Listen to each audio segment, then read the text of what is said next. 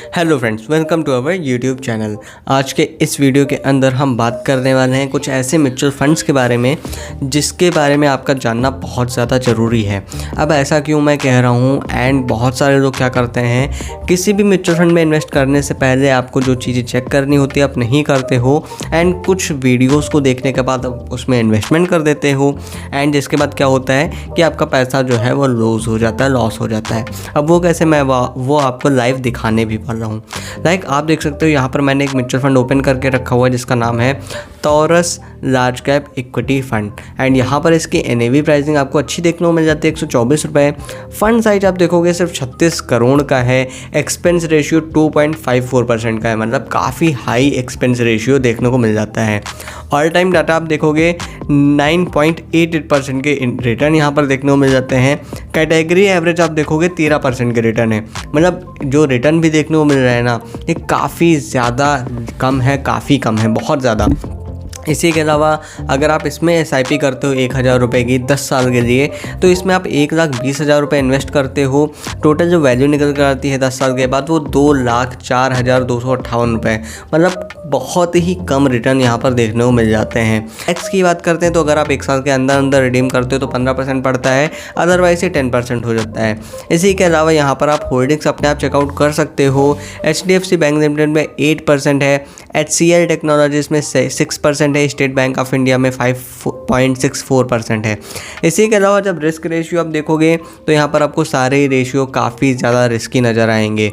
इसी के अलावा अल्टरनेटिव फंड्स देखोगे तो जिसमें आपको बहुत अच्छे रिटर्न देखने को मिल जाते हैं, बट इस फंड के रिटर्न काफ़ी ज़्यादा बुरे हैं। मैं अगर बात करता हूँ Franklin India blue chip fund की, बहुत सारे लोग क्या करते हैं, ब्लू चिप नाम सुनते ही उसमें इन्वेस्ट करने के लिए राजी हो जाते हैं। तो यहाँ पर भी आप देखोगे जो फंड साइज है वो 6,000 करोड़ का है। एक्सपेंस रेशियो 0.89% है, बट ऑल टाइम रिटर्न आप देखोगे 12% के रिटर्न है, तो रिटर्न बहुत खास नहीं आपको देखने को मिल जाते हैं। इसी के अलावा जब आप SIP रिटर्न देखते हो तो 1,20,000 रुपये आप 10 साल में इन्वेस्ट करते हो, 1,000 रुपये की अगर आप मंथली SIP शुरू करते हो तब के लिए, एंड जो वैल्यू निकल कर आती है वो 2,26,000 हो जाती है।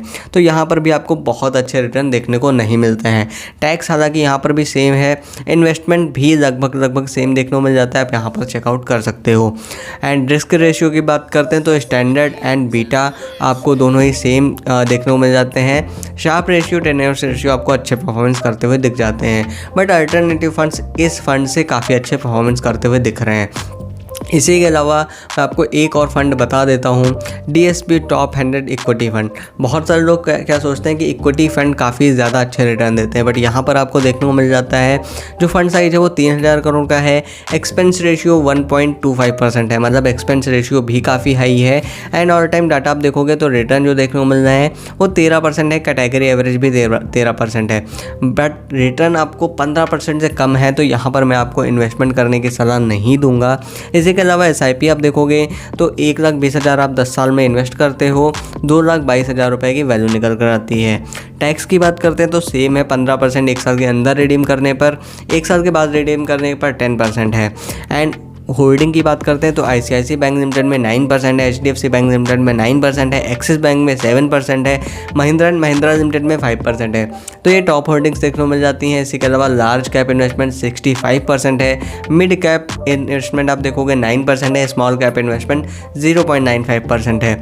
इसके अलावा रिस्क रेशियो आप देखोगे तो यहाँ पर आपको देखने को मिल जाता है स्टैंडर्ड एंड बीटा आपको लो वैलिडिटी देखने को मिल जाता है, बाकी सारे रेशियो काफ़ी ज़्यादा रिस्की हैं। इसी के अलावा अदर डिटेल आप यहाँ पर चेकआउट कर सकते हो। अब हम बात करते हैं कि भाई इन फंड्स के बारे में वीडियो बनाना क्यों ज़रूरी था। बहुत सारे लोग बिना सोचे समझे किसी भी म्यूचुअल फंड में इन्वेस्ट कर देते हैं, एंड उनको रिटर्न बहुत अच्छा देखने को नहीं मिलता है। अब अगर हम कैलकुलेट भी कर लेते हैं, मान के चलिए अगर आप 10,000 5,000 जो भी SIP करते हो, मैं 10,000 लेकर चलता हूँ कि अगर आप 10,000 रुपये की मंथली SIP करते हो, 12% के आपको रिटर्न मिल रहे हैं। किसी में 9% है, किसी में 13 है, किसी में 11 है, तो मैं 12% एवरेज लेकर चलता हूँ।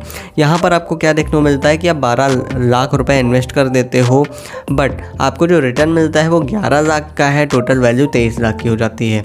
यहीं पर मैं थोड़ा सा चेंज कर देता हूँ, 12% की बजाय 20% कर देता हूँ एंड बाकी सब कुछ सेम रखता हूँ। तो आप 12 लाख रुपए ही इन्वेस्ट करते हो, जो वैल्यू निकल कर आती है वो 26 लाख हो जाती है, टोटल वैल्यू 38 लाख हो जाती है। तो ये फ़र्क हो जाता है। अगर आप टाइम पीरियड थोड़ा सा बढ़ा दोगे, 15 साल कर देते हो, तो आपको बहुत ज़्यादा डिफरेंस देखने को मिलता है। आप देखोगे 18 लाख रुपए आप इन्वेस्ट करते हो, 1 करोड़ 13 लाख का पोर्टफोलियो हो जाता है। बट 1 करोड़ 13 लाख का पोर्टफोलियो आपका बिल्कुल भी नहीं होगा अगर आप इन फंड्स पे इन्वेस्ट करोगे। आप देखोगे 18 लाख रुपए आप इन्वेस्ट कर रहे हो, 50 लाख आपकी टोटल वैल्यू होगी, मतलब लगभग 50% कम हो जाती है आपकी वेल्थ। तो यहाँ पर आपको जो डिफरेंस है वो एकदम क्लियर नज़र आता है एंड आपको भी ये सारी बातें समझनी होंगी कि ऐसे फंड से आपको बच के रहना है। उम्मीद करूँगा मेरा यह वीडियो आपको समझ आ गया होगा। मेरा यह वीडियो कैसा लगा हमें कमेंट बॉक्स में ज़रूर बताएं। इसी तरह की इंटरेस्टिंग वीडियोस देखने के लिए हमारे चैनल को सब्सक्राइब करें। धन्यवाद दोस्तों।